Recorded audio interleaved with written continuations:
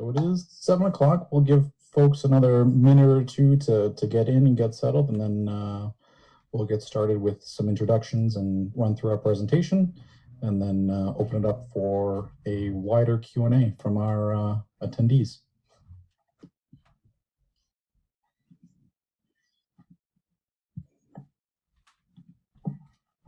Jack, I'm not sure if you want to mention up front to some of the attendees that we have, if there are questions, they can use the Q&A if they want to submit their questions there, just so we can get ahead of them. If people, I know last time people sent them at the end and we had missed a couple because we left the meeting. So if they want to start putting them in. Sure. Yep. Any questions that you guys have before we get started, please feel free. Drop them in the chat. Sherry is going to be our Q&A coordinator tonight. I did a great job last Tuesday. So, all right, 7:02. That seems about as good a time as any to get started. Let me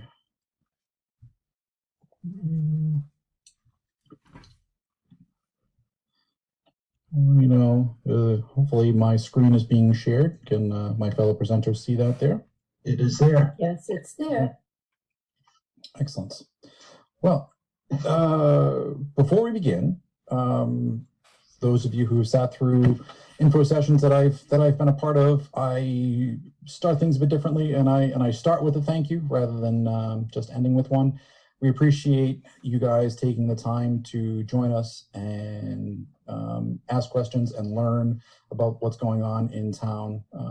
We know that everybody has a lot of other commitments, so being able to carve out an hour of your night to come and learn about this stuff, we really appreciate it. You know, there's a lot of people that have worked very hard on this and believe very strongly, and you know, there's a sincere appreciation for anybody that's willing to take the time to listen and educate themselves as we go through.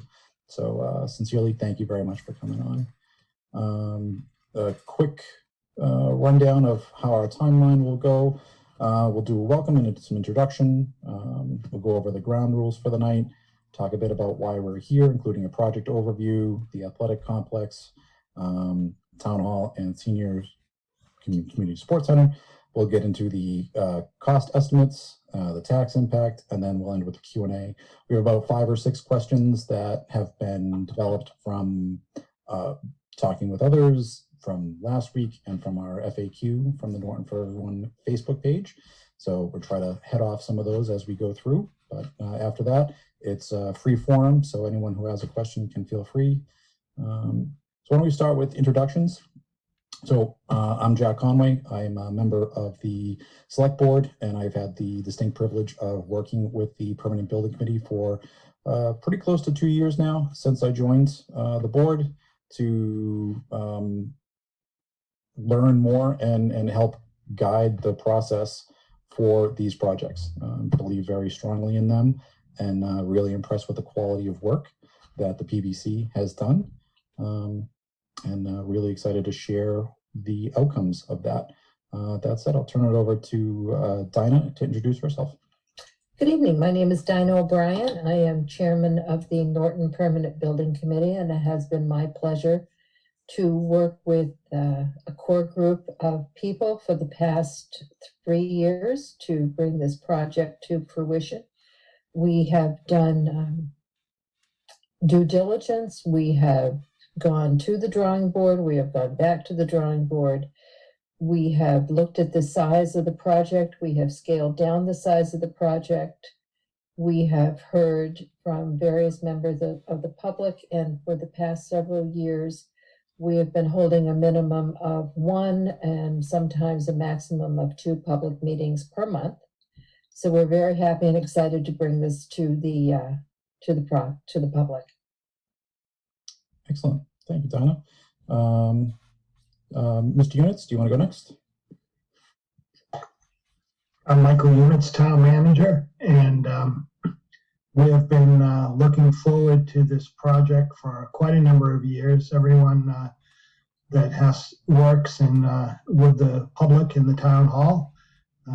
As many of you know, the building is insufficient for the needs of the residents.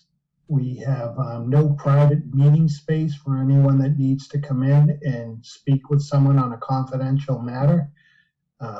We have no meeting space currently large enough to hold any significant meetings, select board meetings in particular.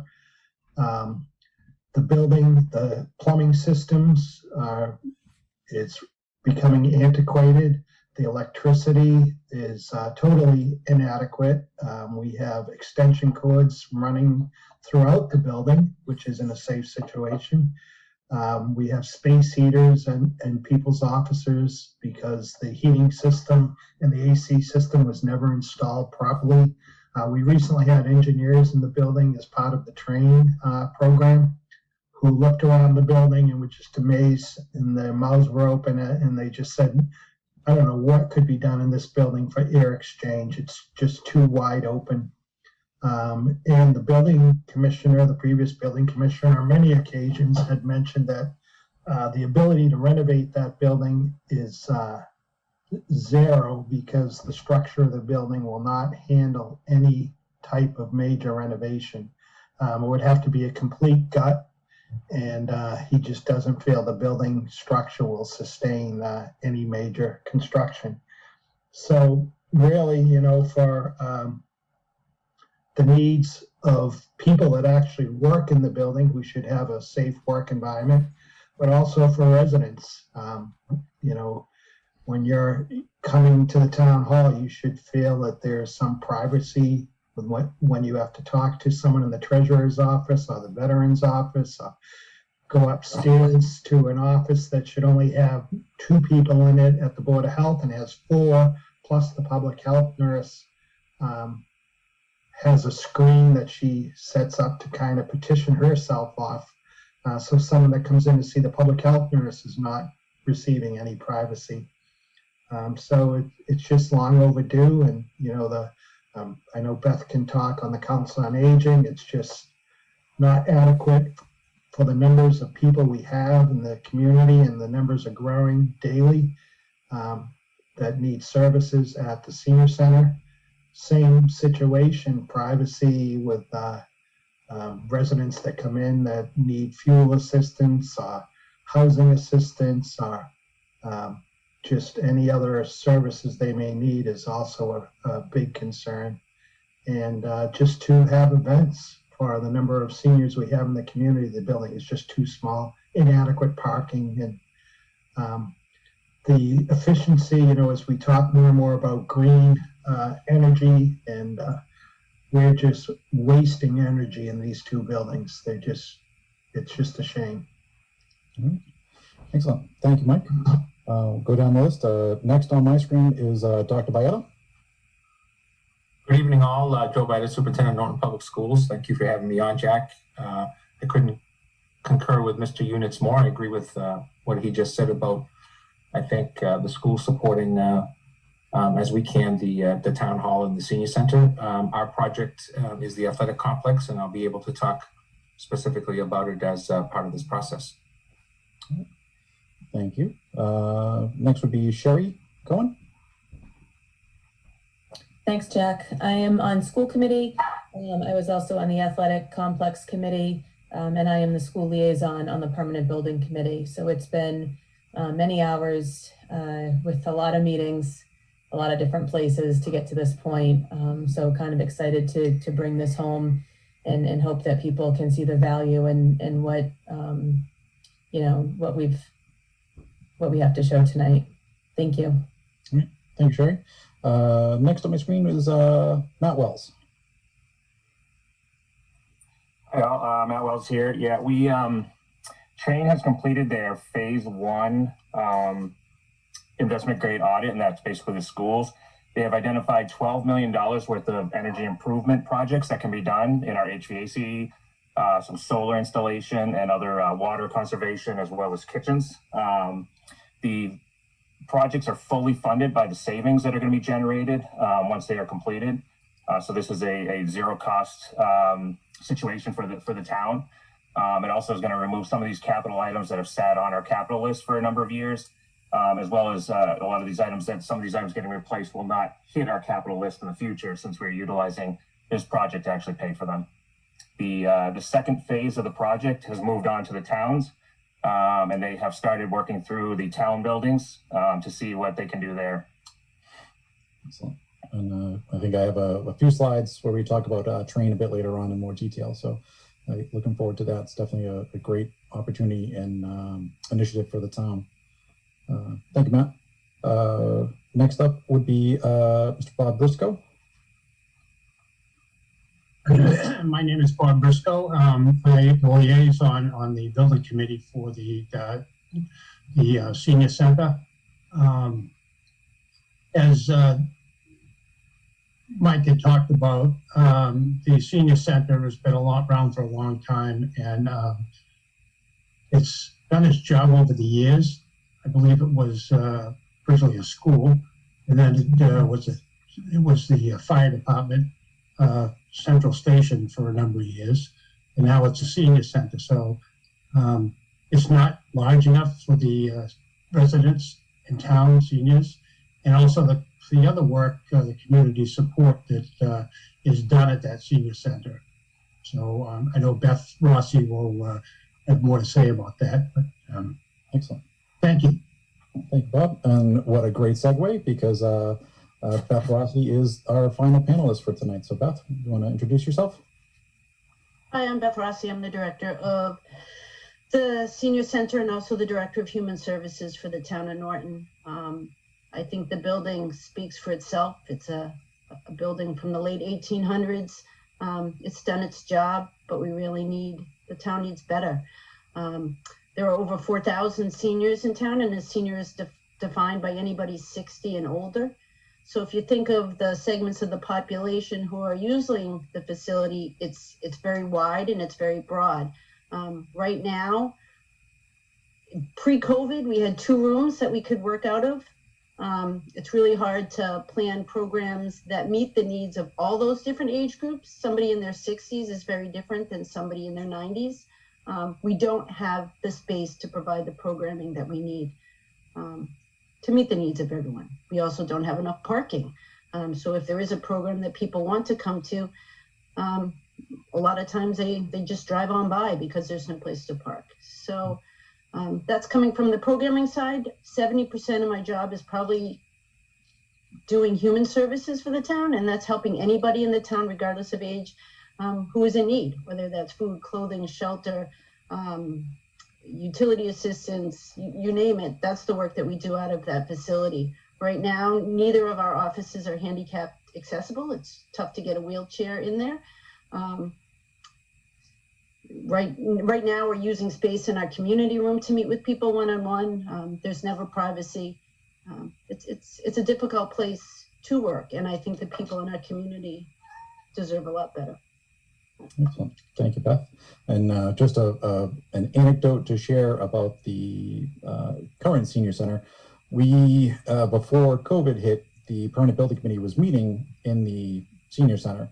And I believe one of our last meetings that were there, your heating system at the outside of the building let go and was spewing steam into the entryway, to the point where we had to delay the meeting and wait for Norton Fire and Chris on, our health agent / facility manager extraordinaire, to come through and try to triage that. So could not have planned that any better for that night. And it was a very real example of just how the infrastructure in there is aging and struggles to support what you do, which is amazing, out of that tiny building. That building was converted to a senior center back in 1987, and I don't believe there's been any significant work done to the facility since then, including the flooring or the rugs. But more importantly, now in this time of COVID, the HVAC system has not been updated as well. So I have serious concerns about when and if we can actually have programming back in that building. So those are the 8 panelists for tonight. So any of these subject matter experts will be able to answer some of the questions that you have later on, and we'll kind of bounce around in a bit free flow manner as we go through. Let's see, next slide. So our ground rules for tonight We like to respect all voices. We just ask everybody to be open to new and different ideas. Check any assumptions that you may have at the virtual door, as it is. I always like to say, listen to understand and question for clarity. Making assumptions over something that you heard but aren't quite sure doesn't hurt to ask. We've clarified a lot of points that I think people thought they understood something, and maybe we explained it poorly. But please don't be afraid to question. There's no such thing as a bad question here. We did a session back in, I think it was July, Dinah, where it was just focused on the design of the building and the layout and the site selection.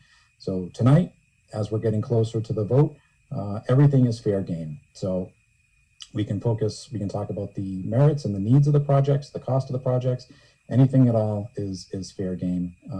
Questions and comments can be addressed at the end when we get to the Q&A piece. And Sherry, correct me if I'm wrong. I think it's set up that through the chat function, you can submit a question there. I did see somebody had a hand raised. I don't know if we're able to do that. I think it's probably best just to put things through the Q&A function. Do you agree? It's easier to do Q&A so we don't miss anything in the chat, but I do see somebody's already put something in the chat. So I'll toggle back and forth, but just going forward, if people could put it in the Q&A, we can keep track of it there. All right, great. And we'll try to move things briskly. We'll try to keep this to about an hour 15, I think is what we did last time. So with that said, here we go. So why are we here? I think you've heard a bit about the needs for these projects in town. I'll turn this over to Dinah to talk a little bit about the process. But this is not something that was done lightly or quickly. This is a multi-year, multi-iteration process that is now finally coming to a vote before the town residents. Dinah, you can talk a bit about the history there. Sure. We have the town hall up and followed by the floor plans. So I'll let you speak a little bit about that. Okay, be more than happy to. Thank you very much. These projects have been in the works since 2018, and here we are at 2021, coming to a vote and to town meetings. So we have been working on these for quite a while. The building committee was charged with looking at the Council on Aging Community Services building, looking at the town hall, and working with the school department concerning the athletic fields. We did some surveys. We had a wonderful, extensive survey with the general population geared towards seniors, looking for what they wanted from community services, from a senior services center. We were looking for new ideas in the way things were going to be moving. We did interviews with staff working at the town hall to see what their needs were now and into the future. And we worked very heavily with Dr. Bayetta's office on the school project. The screen that you see before you right now is the proposed town hall. This will be located on Route 123 behind the current fire department and police department. You can see the town hall section there. What we are going to be doing with this project is constructing a new town hall, but at the same time creating a municipal campus location, limiting the number of curb cuts going into the various departments. We will be removing the gymnasium side that holds the existing town hall, and the fire department will be expanding into the remaining section of the building. There is extensive site work that's involved with this project, creating parking, taking down part of the building, shoring up the part of the building that's going to be remaining, and new construction. But we're very excited about it. It will be nice to have all of Norton's municipal services within one campus, kind of a one-stop shopping idea. So as you can see, the town hall is at the back. There is adequate parking. There's going to be adequate handicap parking.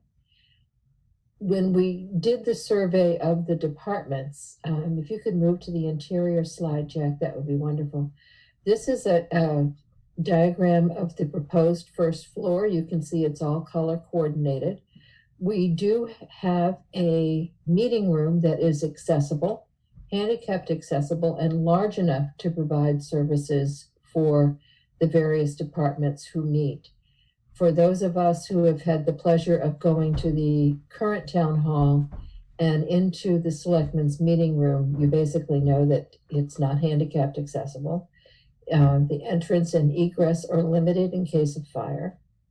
It is not sound contained, and there have been many evenings that I personally have sat there and listened to the planning board on the second floor, listening in on their meetings while I'm trying to pay attention to a selectmen's meeting. You can see that the offices that the general public normally deal with at the town hall, treasurer, assessors, town clerk, veteran services, are all located on this first floor. There are plenty of private meeting rooms, well, not private meeting rooms, but various size meeting rooms that these groups can use. We will have a vault in the treasurer's office and in the town clerk's office. The current vault in the treasurer's office is quite interesting because when it rains very heavily and the roof leaks, we do get water within the existing vault. Water also comes through the existing ceilings at the town hall, and the ceiling has fallen in on the tax collector's office and the town clerk. If you ask why we have a vault in the town clerk's office, we are required by law to keep various documents in paper format. Even if we went to an all digital storage solution currently, the Commonwealth does require that we have paper documents for certain items. So we do need storage for that. So that's a reason, for that. If you move to the second floor of the town hall, you will see we have the building department, the planning department, the town manager, the Board of Health is up there. And we're very pleased with what we're proposing for the Board of Health. You will no longer have to sit in the hall to receive a flu shot or talk with the Board of Health about issues, which is what you have to do now. Parks and Recreation are located there, conservation. The IT department, which is currently functioning out of a transitioned bay at the police station, which is where all the town's IT is housed, will be centralized within the town hall so it can be in a safe and secure area. There are plenty of meeting rooms. There are enough restrooms. The elevator functions between the two floors. If you've ever tried to use one at the existing town hall, it doesn't work very well. There is total handicapped accessibility, and we're very excited about it. The total square footage of the proposed town hall is 24,450 square feet.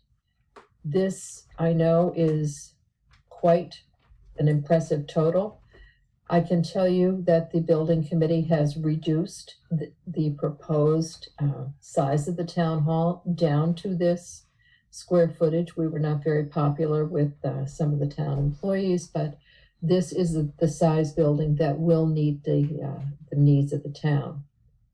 We've been asked several times, why are there dormers on top of the proposed town hall? I can assure you the dormers are not decorative. They are there for air exchange. They are there to be able to bring equipment in and out.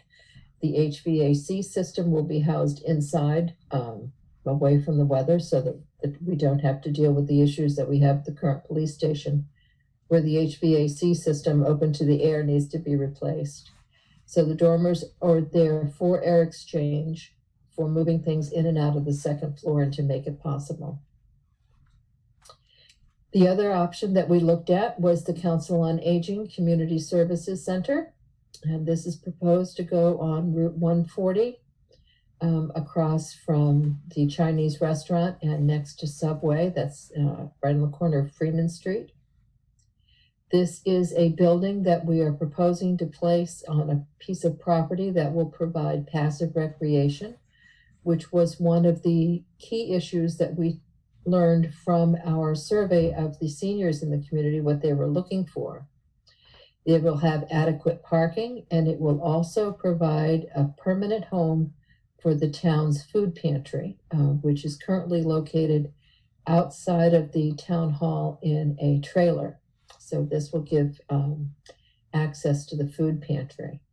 Within the building, we do have meeting rooms that can be used by the public. If you could go to the interior, that would be wonderful. You can see the blue areas, so it's a multi-purpose meeting room. These rooms can be used when the senior community center is not open for business. It can be used at the evening for groups that are meeting. If you've ever tried to find a meeting space in Norton, you know that it's few and far between, and this will provide areas for the public to be able to come in and have a meeting. It can be divided into two with a folding partition. Excuse me, we have a kitchen that is adequate to service events that are taking place in the meeting room, and that will also adequately serve, hopefully post-COVID, a congregate meal situation at the South Council on Aging, and for distribution of the Meals on Wheels program, which Norton is very proud of, but we do have to, I believe, go to Attleboro to pick up the meals. You can see on the left-hand side, there's a wellness center. There's a program room, there's an activity space. One of the things that we learned from our survey is that my generation is not retiring the way my parents' generation retired, and we are looking for continuing education, Annenberg projects, lectures, group discussions, book groups, various things that we do need program space for. We're also very interested in recreation, health, and fitness. We are interested in nutrition, not just what we should eat, but how we should prepare it. And with these rooms, we have adequate programming space, and the Senior Services Community Center might actually be able to run 2 or 3 programs simultaneously instead of the one at a time that they have. The food pantry has its own entrance and exit. It can be closed off when the Senior Community Center is not open for business, so the hours, don't need to be coordinated, and we have greater access. There's actually room for a delivery truck to come in. It's usually an 18-wheeler that comes in and delivers the food, and there's actually adequate space. We're going from the small little red schoolhouse on West Main Street that was built in 1881 to this proposed 11,850 square foot center. So these are the outlines and the visuals for these 2 projects. We're very pleased to bring it to the community. And then I would like to ask if Dr. Baeta would care to speak on the school portion of this program. Before we jump to Dr. Baeta, Dinah, you had mentioned reducing the size of Town Hall, but I believe a similar effort was done on the senior community. Oh, yes. Yes, we started out with a 15,000 square foot building, and we are now down to 11,850. So the building committee did use a very sharp pencil when we were looking at the size and the scope, and also what the town would be able to safely and efficiently operate in the future. Right. And the single biggest driver for construction projects is the size of the buildings. So by focusing on right sizing what we're looking at here, that saves money, right? So the 2,000 to 3,000 that you saved on the town hall and the 4,000+ here, that is real dollars that come off the total estimates. It is substantial dollars, and I'd like to point out that these are preliminary, and the cost estimates that we have are based upon these preliminary plans. After a successful vote and town meeting vote, we will move to construction drawings, which will be tightened up again also. So this may not be the size that we wind up with. I can tell you it will not be any larger for both projects. It could very well be smaller. We are aware that things have changed in the past year and a half since we really got working on these drawings, and we will be looking to the future and how services are going to be rendered after the time of COVID. It's like, reading the book, Love in the Time time of cholera, you do have to make adjustments as you go forward. Excellent. And that's a great point. We'll talk a bit about COVID and how that's going to impact the design a bit later on. That said, we'll turn it over to Dr. Bayetta to talk about the athletic field complex. Thank you, Mr. Chairman, and to Mr. O'Brien, the Chair of the Permanent Building Committee. On behalf of the school committee, this has been an ongoing project for the school department since 2016, 2017. So we're approaching 5 years of looking at this from afar. We observed some concerns that we had specifically behind the Yale School. So if you're looking at the building and the graphic in front of you, in the middle of, on the right side, you see the buses in yellow. That would be the Yale School. To the far right, the white roof would be the high school. And then you see the athletic complex in terms of the softball field behind the high school, then the football field, then the baseball field, then the fields behind it that we're proposing to be changed. This came about because of concerns we had long-term with the field space and the increase in athletics that we had at Norton High School, as you know, with the addition of a number of sports. So we started to look at the fields and look at the best potential long-term planning, recognizing that this wouldn't be done a year or two down the line, but potentially 3, 4, 5 years down the line. So we looked at our student athletes. We looked at the number of student organizations that are directly related to taxpayers in town that are using our fields. And then we were looking at the fiscal responsibility within our budget in terms of trying to make some changes to these fields. And when we started to look at it, two things came up. The first one was that long-term planning by use of capital funds would never sustain this.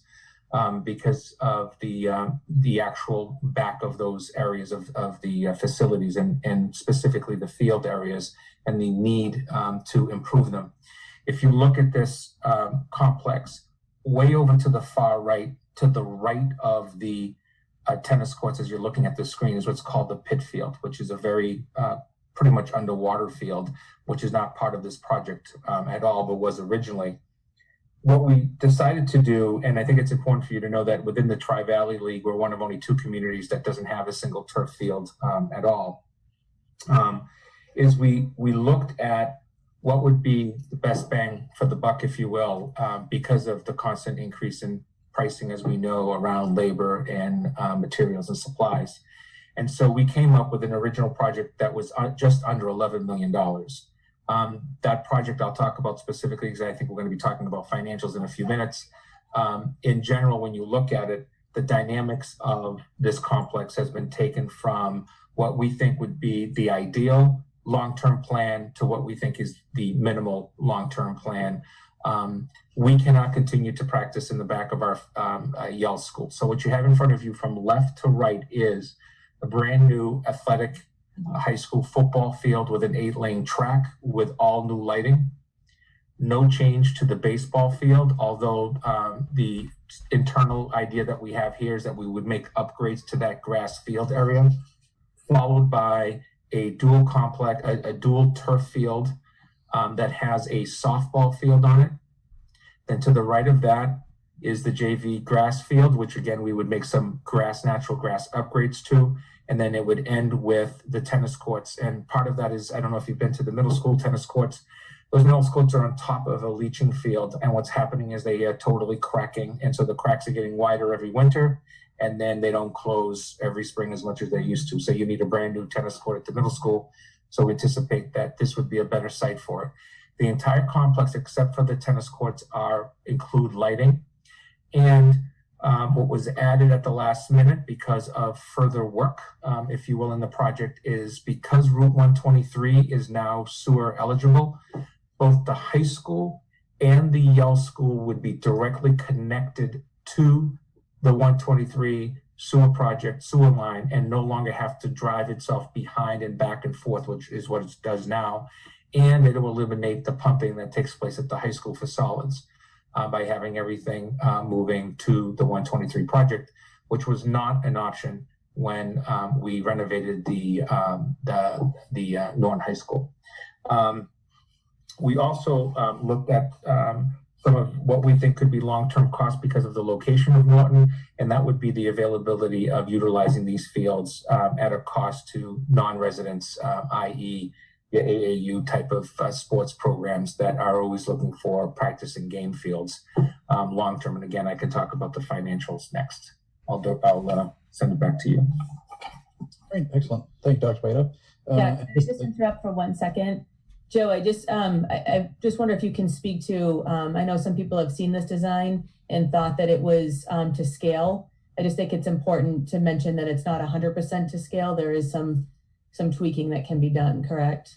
That is correct. So what happens with these projects of turf is once you start digging, you really get to see what's underneath and what needs to be added. So on all of this, specifically the multi-purpose field and the tennis courts, that scale has some more flex.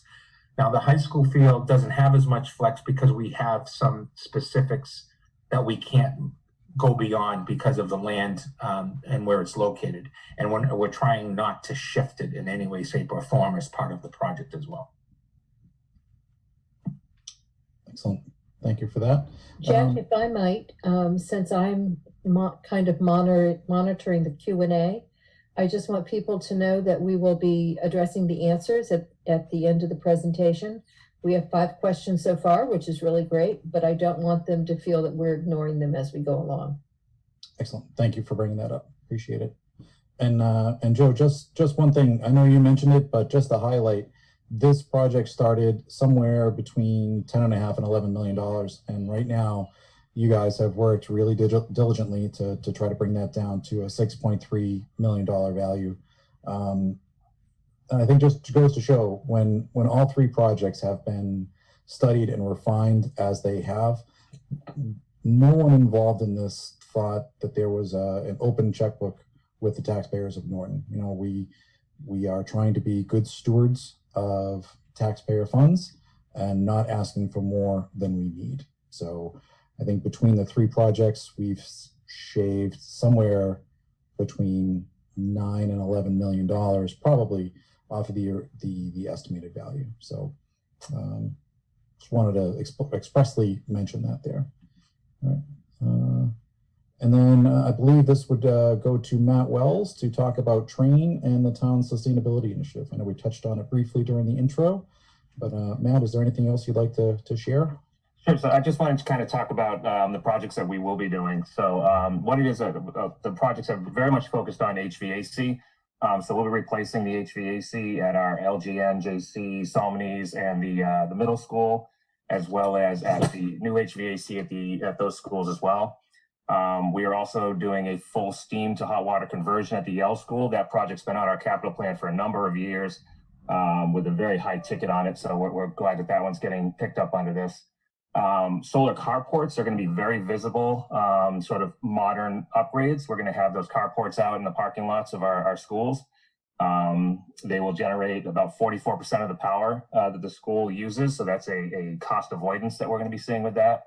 And then we're going to be doing some smaller upgrades to kitchen controls, walk-in coolers, and even putting in some electric vehicle chargers on our school grounds.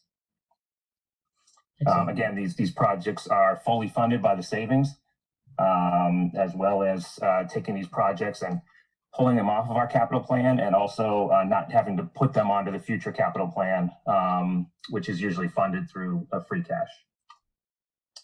Thank you, Matt. And just to highlight the projects that Matt is talking about, they are not part of what we are talking about here today, or talking about with the debt exclusion. This is an example of how the town is adjusting its thinking to be more sustainable for future investment. So that $12 million in projects that Matt referenced for this effort, that is stuff that gets funded out of the normal capital budget and eventually recouped through energy savings. So it's more Can I just add to that? Sure. I think it's really important for folks to understand not leaving a single dollar behind in federal and state support that comes through these types of programs, specifically state grant allocations through the savings, because everybody's trying to become more efficient. And with efficiency comes savings, and with savings comes the potential for us to have operating costs that literally in this particular case are paying for itself over the life of the 20 years.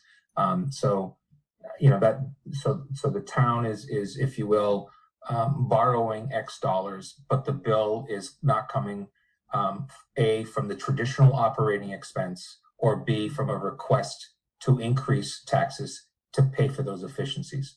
So it's an A and a B that I think is really important for people to understand. Excellent. Thank you very much, Joe. All right. Moving on. Let's talk about the cost. Dinah, you want to go through some of the estimates here? Sure.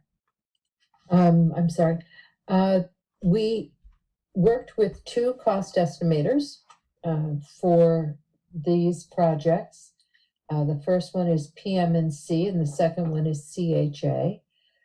We were very impressed that the cost estimators came out. PM&C estimated $33,452,741, and CHA cost estimated $34,429,750. So you can see that they were extremely close for these projects. The total cost for the projects, including the athletic fields, is the $41,500. And the budgets for the two buildings is $34,450,000. So the cost estimators are extremely close, and we were very happy with that. As you can see, the existing buildings are noted there. We do have that the town hall was built in 1910. That was a small error. It was built in 1940. The school was began in 1910. But so it is a 1940s gymnasium that has been remodeled once in 1997. And we're going from 14,800 square feet to 24,450. As you can see, the senior center, community center was built in 1880. It has not been remodeled other than its life conversion from school to fire station. The building area right now is 1,850 square feet. We're going to 11,850. The senior center, community center is 11,110,000. The town hall is 23,290,000. But as I said, a good roughly, and we don't, I can get an exact number of this, but a roughly 5 million of that cost is in taking down the existing gymnasium, shoring up the walls so the fire department can expand, and doing land grading and utility installation. So actually the cost of the town hall building is in the $18 million range, which I just wanted to point that out because there's an extensive amount of site work that has to be done on the East Main Street location that does not have to be done on the 140 location. So, thank you, Dinah. Mm-hmm. And just to reiterate, the costs that you're seeing here, those are all-in costs. So that is all design, engineering, construction, project management services, all the fit out for the buildings. It also includes, I believe, a 4% annual cost escalation in here because these projects would not be started until 2023, 2024. Construction costs go up substantially each year, so that affords us the ability to project out in, call it $2024 as we do this, as well as, I believe, 8% contingencies each on construction cost and an owner's contingency. So that number is the max that we are coming to voters with. That is an all number. Yes. Just to interject that those would be numbers on the two municipal buildings. The school project complex is a July 1 start of this year passing, and it has a 10% soft cost added to it and a 20% contingency, and that's basically because we're dealing with things like soil And so that those projects usually have the 10 and the 20. So out of the 6.3 million, which also includes the sewer part, which could be taken separately as an article, because we did put an article separately for that. It's about $1.4 million in soft cost and contingency. That's part of the actual project as it's doing for July 1, pending approval by all parties. And I've heard rumors of ledge along West Main Street, so I think a 20% contingency for site work is a smart move on your part. Okay, great. Anything else, guys, that I'm failing to address on this here? There's actually two items. So it also includes the land purchase.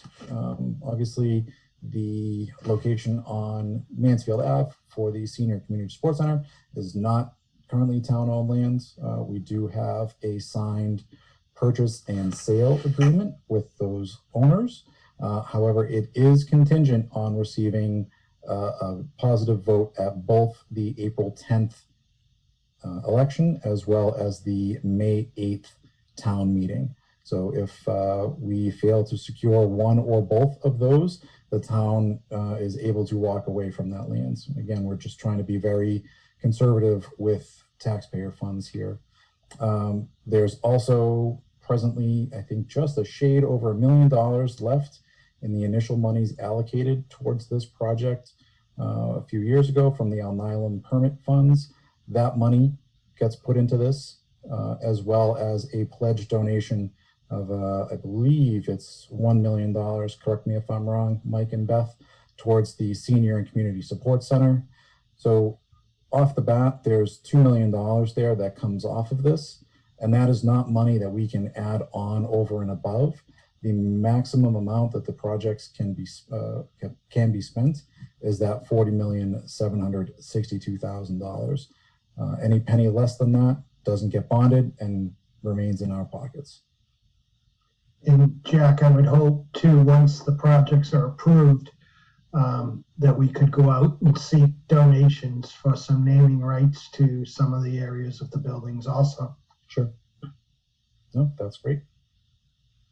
Jack, can I just bring up, Mike, I'm wondering if it's possible, I know this has been brought up a couple of times since the last community forum, but can you just let people know, we did have one debt exclusion that passed in this town, and that was for the high school renovation. Can you just let people know when that comes off the books?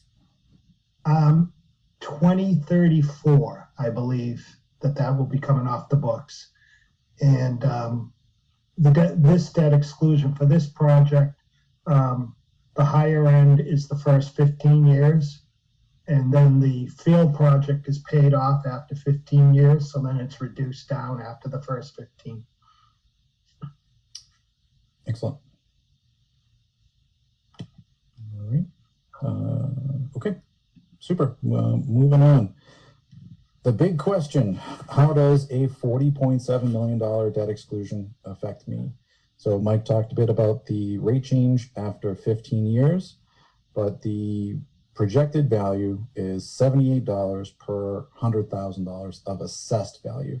And that's assessed value, not market value. If you look at your quarterly tax bills from the town, they typically have a lower number than, say, a Zillow or a Redfin would have. For a typical home in town, the assessed value is $382,500. That would translate to a estimated property tax increase of $298.35, or just about $25 a month. Mike did say that is a 30-year term, and I think the impact of that per 100,000 is $2,069. So for a $382,000 home, I believe that's somewhere around $7,000 over a 30-year period. Anything I'm missing on that one, Mike? Nope, that's right. And it's based right now on a 2.5% interest rate. It could come in lower than that, could come in a little higher. We don't know yet until we go out. Excellent. Thank you, Mike. All right, it's that time when most of you have been waiting for. So like I said, we have about 5 or so questions that we know are going to be asked. So we'll go through those, and then we'll read through the full Q&A so we can get the meeting or those answers shared out online. So why do we need a town hall, a senior and community sports center, and an athletic field? I feel confident that Mr. Units, Mr. Baeta, Dr. Baeta, I apologize, have talked about, and Ms. Rossi have talked about the need for each of these 3 elements to that. If there's any further justification, we invite you to come down and take a look at the current town hall, senior center, and the athletic fields, which from what I understand, our football team is practicing over in Easton at the gracious hosting of Oliver Ames. So we'll take you through and we'll show you what we're dealing with here. Why now? So this is, again, another popular question.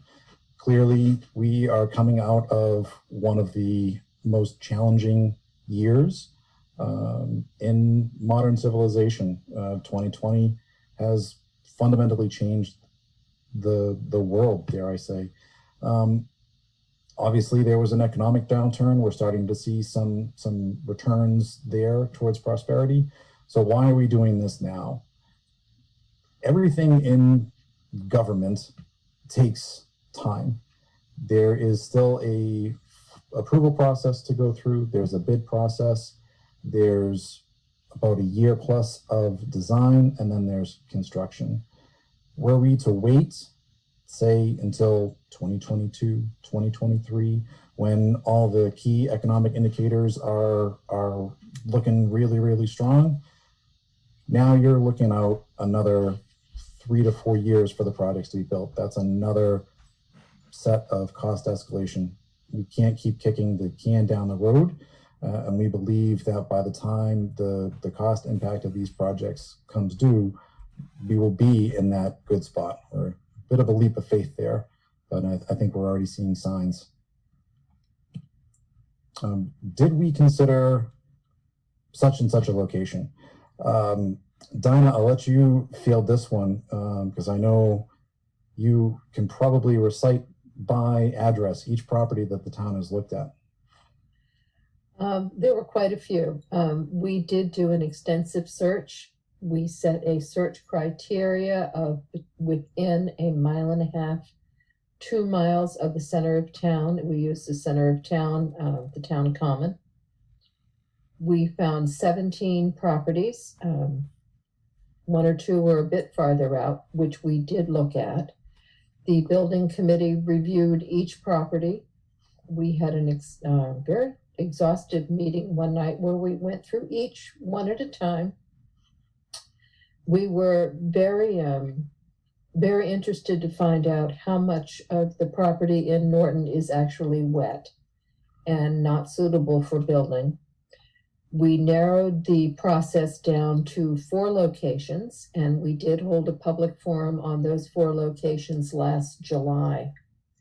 We ranked them after the public forum and sent them to the select board and had an open meeting discussion with them, and the select board considered the options, the cost with each options, the practicality, the downside, the upside, and picked the current locations on Route 123 and Route 140. So as I said, there were 17 locations that were reviewed. It was quite extensive. Yep. And Dinah, those 17 locations also needed to meet certain key criteria in terms of the size of the lot, right? Yes. Yep. You have to have a certain size lot to accommodate a building and to accommodate the required parking, in relation to the size of the building. It had to have access. It had to be for sale at a reasonable cost or free. There were many considerations that went in. And for those watching at home or in the chat, the senior center, I believe, requires between 2 and 2.5 acres of usable land in order to properly fit, and the town hall was somewhere between 2.5 and 3.25. 3.25. Yeah. Right. When you look at the available properties in town, including municipal owned, very few meet that criteria. So, Right. I think the closest municipally owned property was a little over 1.5 acres and would not have accommodated either building. And that was the largest piece of municipally owned property that was not already designated either park or wetlands. correct. And just a quick shout out to Bob Medeiros on the PBC, who through his experience in town as a builder, I believe knows where about 95% of the wetlands in town are. You ask him about any location, he's like, oh yeah, that's wet back there. You go about 50 feet that way and you're gonna be up to your ankles. Having that level of institutional knowledge was really, really helpful. Right. All right. So this is another one that's come up quite a bit, especially recently. Why wouldn't we lease the space?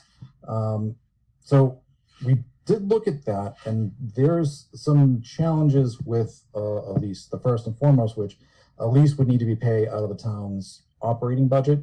We can get into some of the projected numbers for one of the locations that keeps coming up, but that's a substantial increase to our operating budget line at a time when we're already projecting out deficits year on year.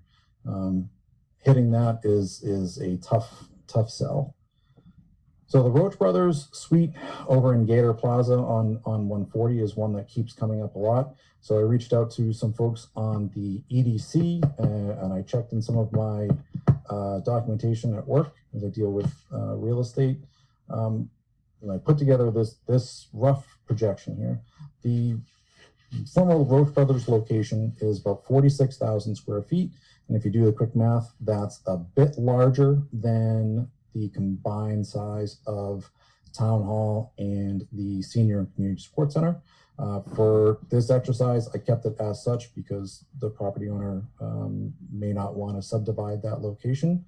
You'd be looking at a one-time fit-out cost, so the construction and the furniture, fitting out all the items there at a projected cost of $300 per square foot, which seems to track with what I've seen online, is about a $13.8 million one-time cost up front before we move in. Pre-COVID, the asking price was $12.50 per square foot. Because obviously we are in a different time and office space is coming down, I've made the assumption that we can negotiate that down a bit to about $10. Estimated maintenance costs and utility costs of $1.50 to $2 a square foot. The Roach Brothers location prior to closing was contributing about $141,000 per year to the town's tax roll. So were the town to come in, that potential revenue stream goes away. So we need to take that into account as well. And I've also factored in a 2% escalation in our rent and operating costs as we go through. So what does that look like when we're talking about a $40.7 million debt exclusion? When you add all those items up over a 30-year period, which is what we'd be talking about for the debt exclusion, that's about $42 to $45 million. Now the spread there is from the lost tax revenue area. Obviously, Roach Brothers is vacant now, has been for about a year, so we can't assume that it's going to be owned and operated for the full 30 years. So that accounts for that. So $42 to $45 million. Which would include an operational override and a debt exclusion. So you can see how that did not compare favorably to investing in our own town hall. So that's a little detour into Leaseville. And Jack, if I could point out, as you said, that any lease that we would engage in does come up annually at town meeting in the town's operating budget. So it is not the one-time decreasing costs that new construction is, because the cost of construction does decrease annually as the bond is paid off. And at the end, you actually have something that you own. Yes, you have an asset that has appreciated over time. Right? That's correct. Mhm. All right. Jack, for clarification on the two projects, the town hall and the senior center, could you just get a little deeper into the already cost of escalation that's been put into the project? And the reason why I'm asking for that clarification as a support statement is I earlier today, knowing we were coming into this meeting, I went back and I looked at the Norton High School project. That project would cost the local taxpayer today just under $8 million more. Think about that. And remember that under the MSBA process, there was a significant percentage that came through the grant. And so when you look at municipal buildings, and folks can have the agreements, disagreements, and all of that, but when you look at that, this can is just continuing to be kicked down to the next generation over and over again. Earlier today, I said that there isn't a mechanism within the state government or federal government to build these type of infrastructure as there is with MSBA. And as Mike Units knows, the town manager, there's been very big push by municipal association to get something into the MSBA, and it just doesn't go anywhere. It dies before it's there. So I'm just suggesting that the high school project alone, thank you taxpayers of Norton, renovation extension that was done, that's beautiful, by the way, is in the ballpark of $8 million more today than the very day that the chairman of that building committee, Kevin O'Neill, cut the ribbon and we were fully open. Pretty significant increase in a short amount of time. And again, these costs are just going to go up to the local taxpayer if at some point it isn't done. Excellent. Yeah, thanks for bringing that up. I haven't done the calculations on that, but obviously if we're looking at a 2023, 2024 cost, that's what we're looking at for those buildings. And again, add 4 to 5% per year after that, and very quickly you price yourself out of a solution. All right. How will COVID-19 impact the town hall design? Mike, do you want to talk a little bit about that question? I think that lines up with something I saw in the Q&A a bit earlier. Well, one of the things I wanted to say, I noticed a couple comments out there about town hall being closed. Other than the first 2 weeks, town hall has not been closed. Town hall has been restricted. So everyone on the first floor of town hall, the town clerk's office, the treasurer collector's office, the town accountant, the selectman's office, the town manager and the town manager's assistant have been in the town hall every day of this pandemic. And as far as residents, its town hall is not closed, it's restricted. So anyone that wants to make an appointment can come into the town hall. If someone comes to the town hall, they can ring the front doorbell, and if there's nobody at the treasurer's counter, they can come in and go to the treasurer's counter. Due to the small size of the building and the lack of air exchange, it's just not safe for the employees or the residents to have an unrestricted open building right now. They'd be putting themselves at risk.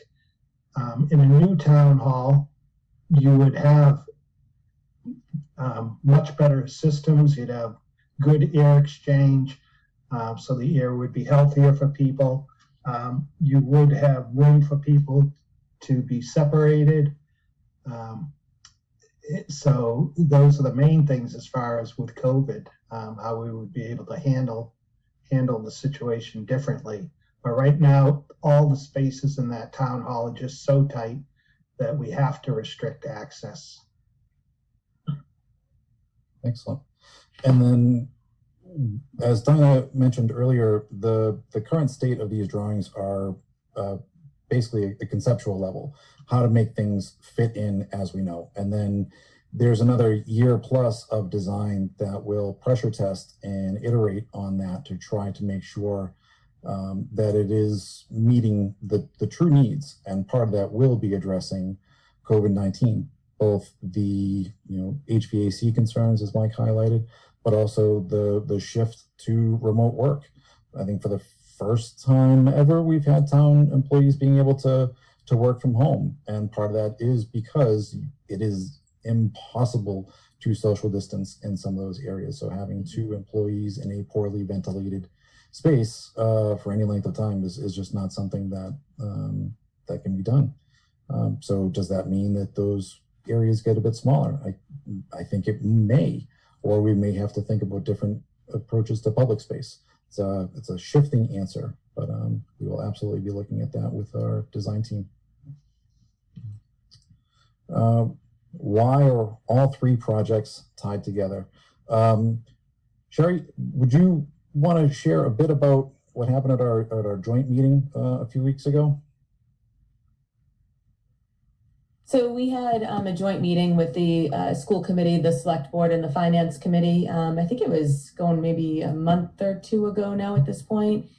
And when discussing this, we kind of went around the room and asked all the members what their opinions were about combining these 3 projects together or running them separately. It was unanimous with everybody that was at that meeting that we need to run these 3 projects together. The reasoning that we had is because for many, many years, this town has been very divided. People tend to vote for what works for them and not so much as our community. So it was important for us to think about this long and hard. And I know that some people have an issue with this, but at some point, Norton has to decide how we want to be as a community. And in order to do that, it's going to take all of us pulling in the same direction to better our community and do what needs to be done. These, the Senior and Community Sports Center, the Town Hall, and the athletic fields are 3 projects that need to be done. And we need the community support on this. Did I miss anything, Jack, from that meeting? I think you've been involved for quite a while. Can you remember the last time that the combined 21 members of the select board, school committee, and FinCom agreed on anything other than when to end the meeting? That is very true. It doesn't happen often. I mean, listen, we're all volunteers, and 2 of our boards were elected. So you would hope that people do vote for us because they do put some trust into what we're trying to do for this community. Like we mentioned in our introductions, we have spent countless hours sitting in meetings through a pandemic. And just so people know, not all of our meetings are not just here on Zoom. We are getting together, obviously without having quorums, but we are getting together in person through this pandemic to chat and make sure that, where we need to be for this community. We truly do have the best interest of our town in mind as we're trying to get people to understand the importance and the necessity of all 3 of these projects. So to end the long story short, this is probably the only time that all 3 boards have actually agreed on something. It was an amazing sight to see. Right. So that said, that's our piece. So let's see what questions are out there. Okay, we have 9 open questions. Would you like for me to read them through, or how do you want to work this? Yeah. Let's read them all. Okay, Christopher Keys says, thank you for all of your efforts on this project. What plans for sidewalks on Route 140 part of this project? I think Mike, you're probably the best suited to answer that. Yep. We will be asking the state to allow us to put a sidewalk from the senior center to connect to the sidewalk at Freeman Street. Other than that, that's something that we'll have to approach the state.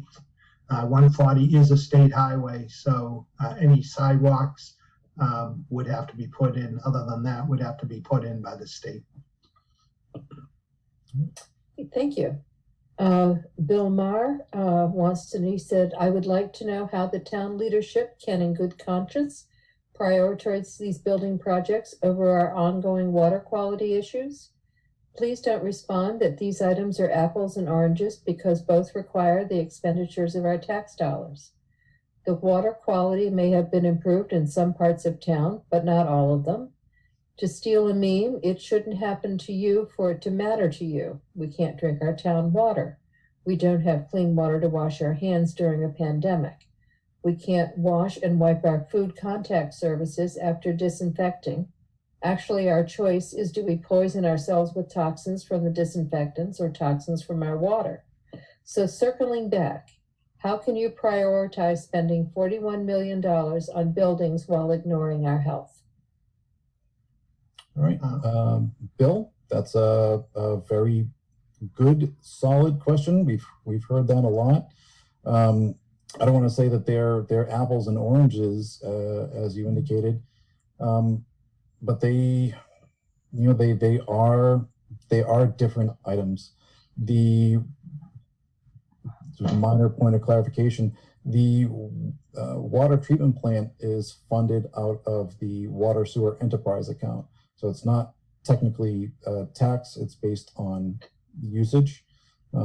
Mike, can you explain a bit about the separation between the way things that would impact the water quality versus the municipal side? Sure. As you said, water and sewer enterprise accounts, and enterprise accounts, any work that's done by the water and sewer department has to be paid for out of water and sewer fees, or the ratepayers. And as you did say, the water treatment plant has significantly improved on the quality of water in most areas of town. They are still continuing work. They're spending, I believe it's 700,000, let me look. 725,000 is proposed in their capital plan for complete redo of wells 5 and 6, and they do have some more water main work that they're going to do. It's also in their capital plan. So with the treatment plant and the ongoing work that their water and sewer department will be doing on the water mains, we should see an improvement.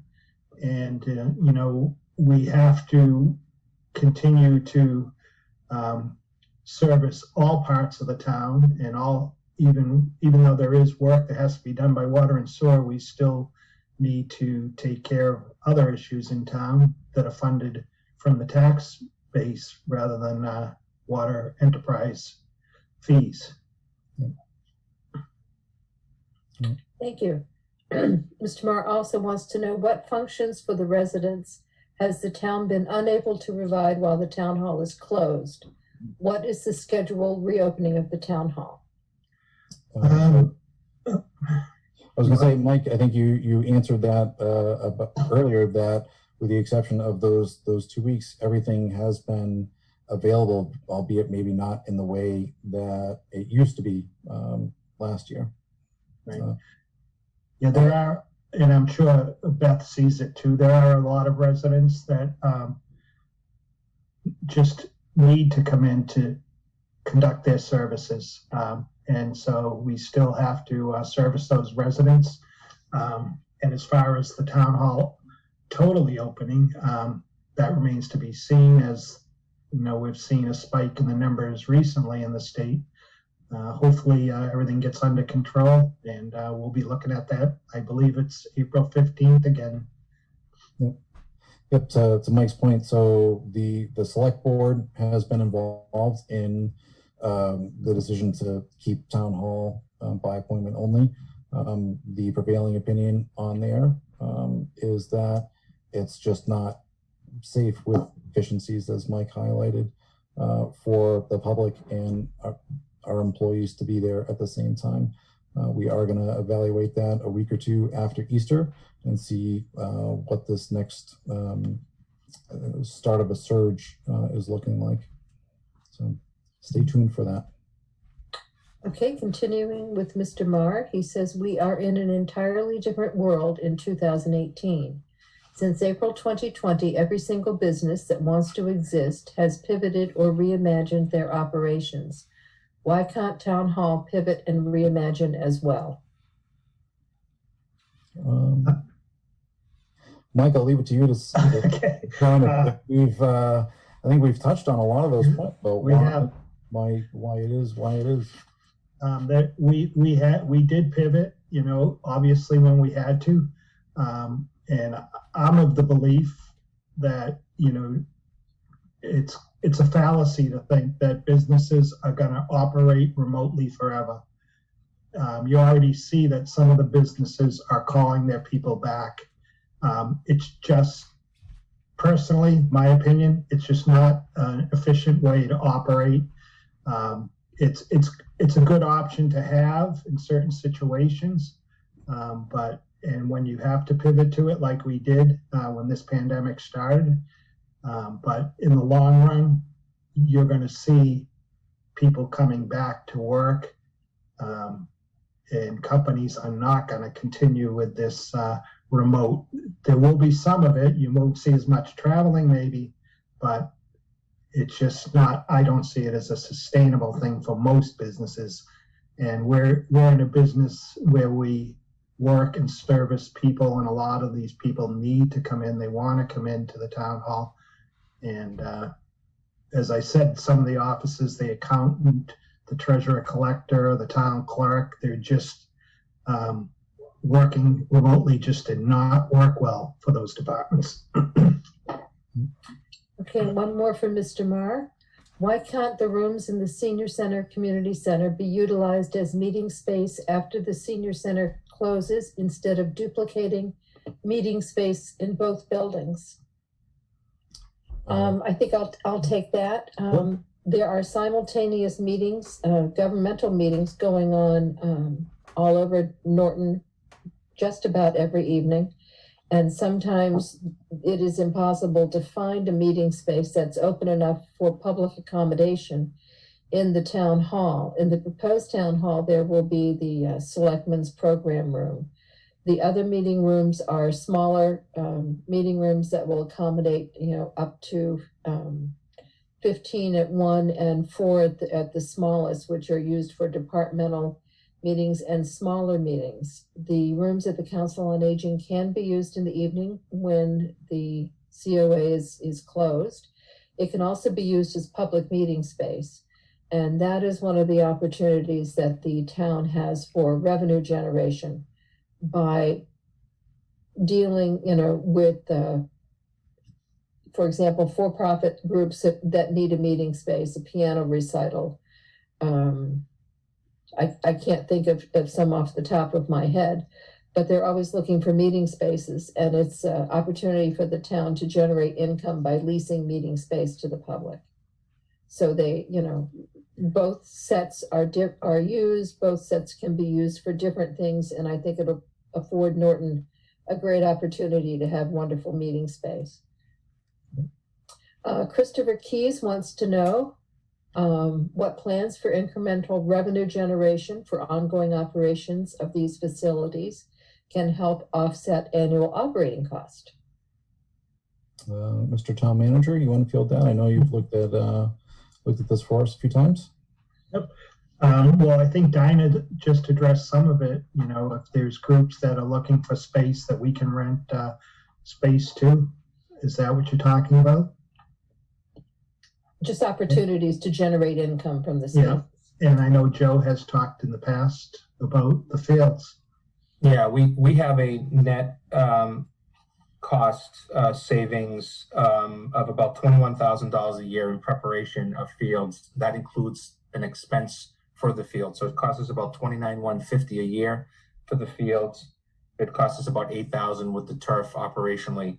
So we have a net savings of about $21,000 there that we're projecting. And then we have the athletic field rental and transportation. And that would be where we have to transport students to another facility, i.e. like we're doing with Oliver Ames right now. We see that we have that projected at a savings of about $18,000 a year. Again, it's not huge amount of monies, but in these type of fiscal times, $18,000 is a lot of money, to be quite honest, when you're trying to do certain things.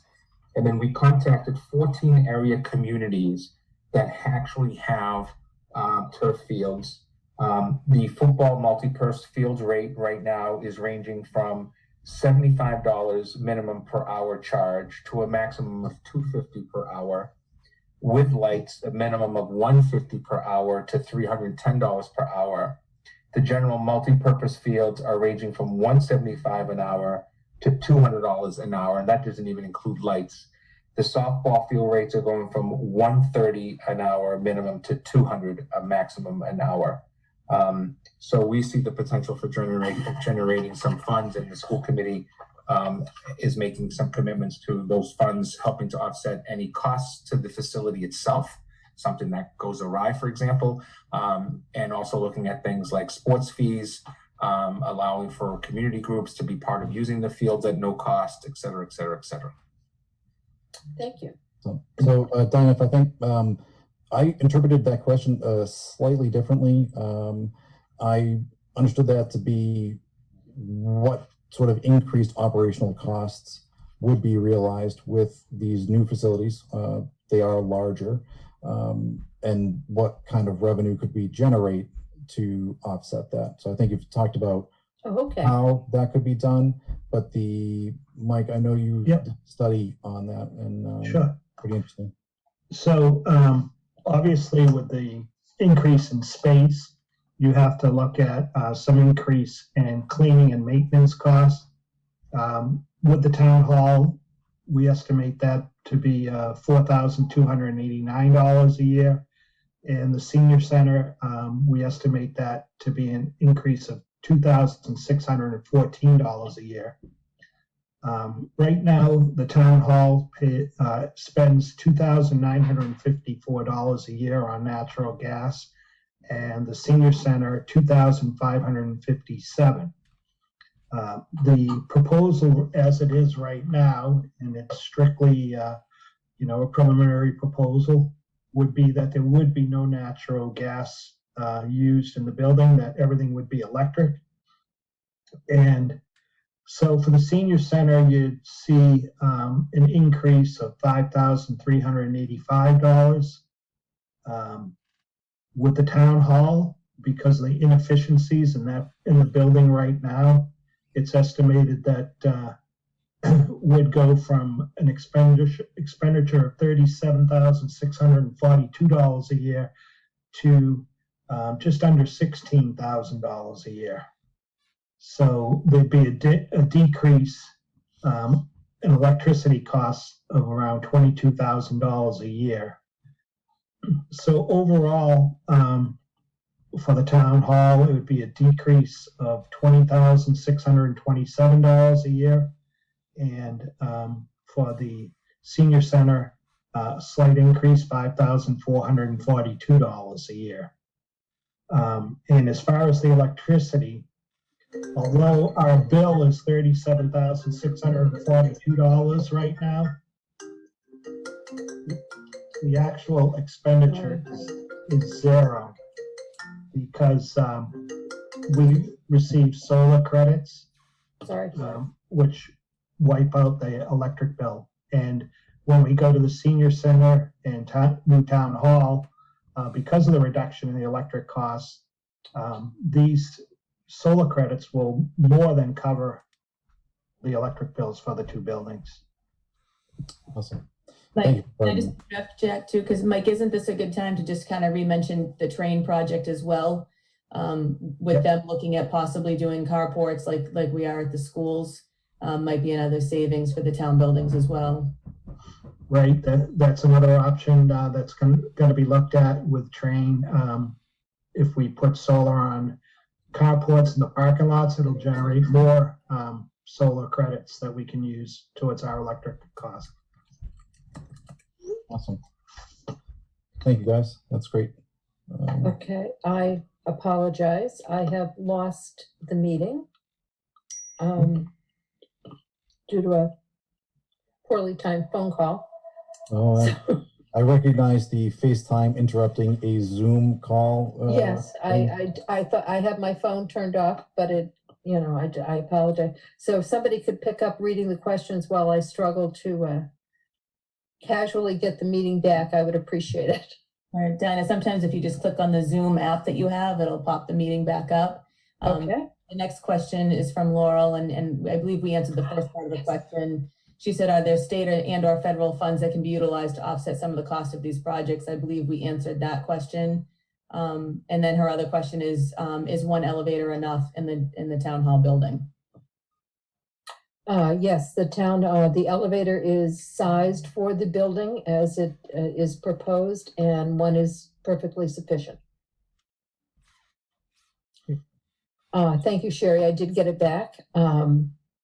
Barb D says that knowing that we are working remotely, why is such a large increase in the size of the town hall?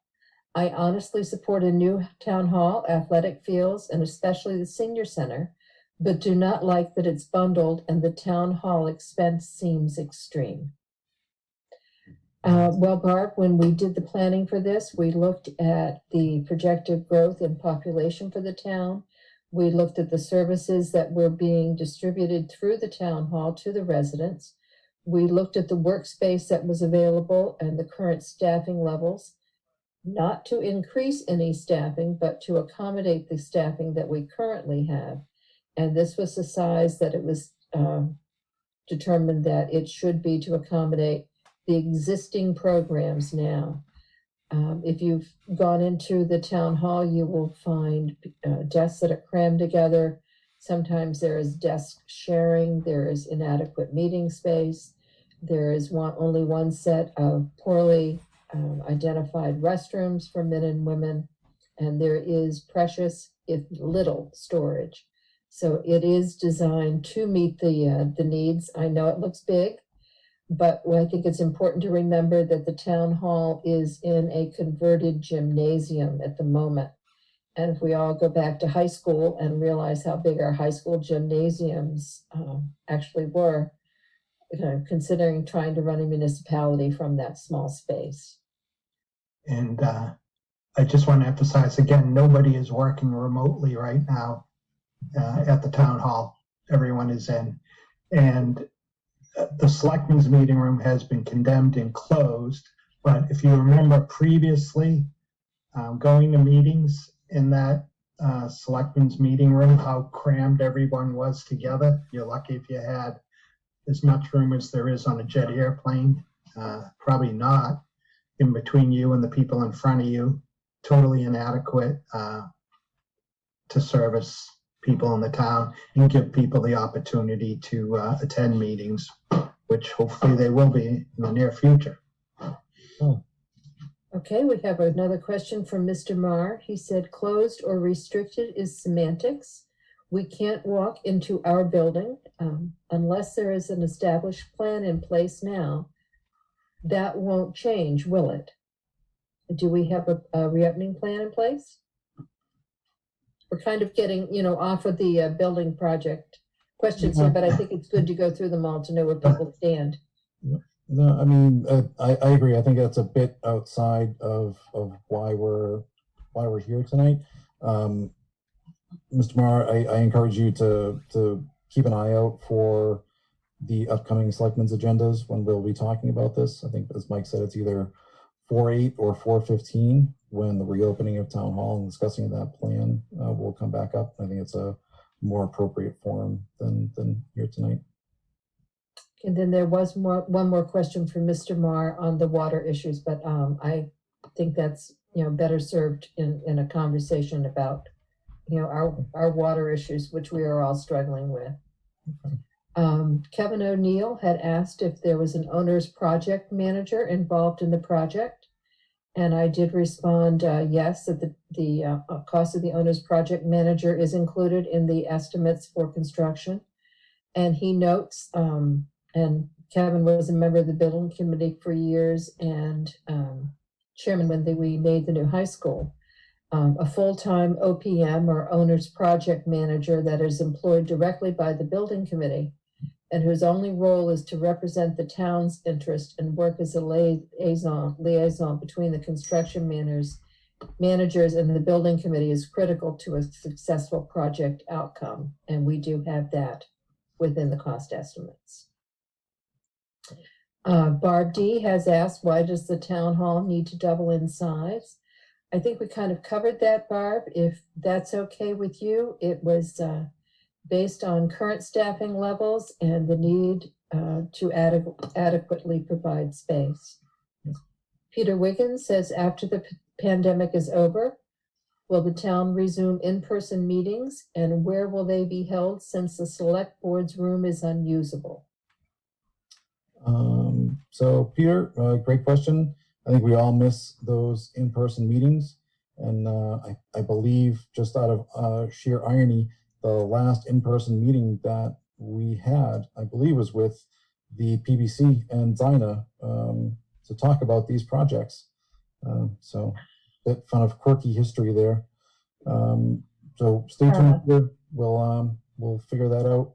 I believe the base assumption would be we'd like to go back to the Norton Media Center, but obviously that's a conversation that needs to be had with Jason and the team there. Okay.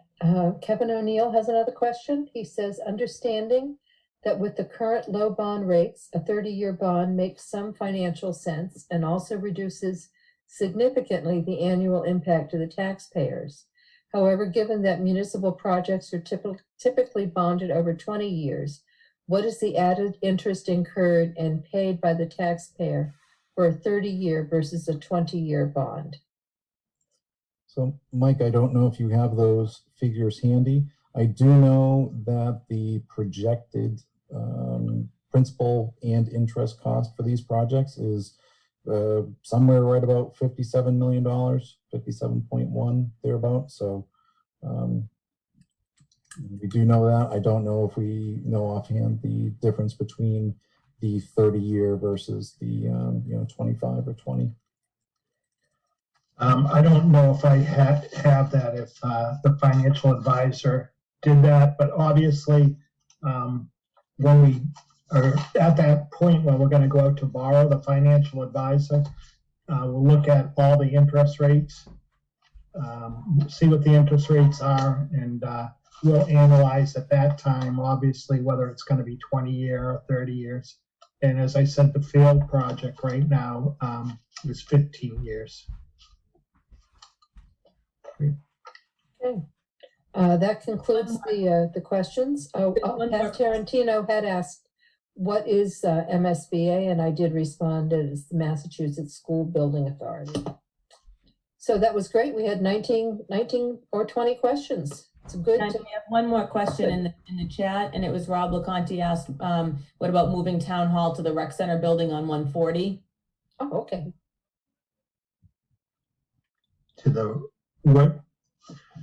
What's the So where the Norton Parks and Rec across from Cumberland Farms? Oh, yeah, we would never fit inside that, for one, and for two, it's not handicap accessible, obviously, to the second floor in that building. Yep, and so I did look into this.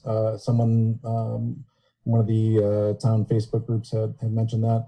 I went back through our records. That site location is about 1.75 acres.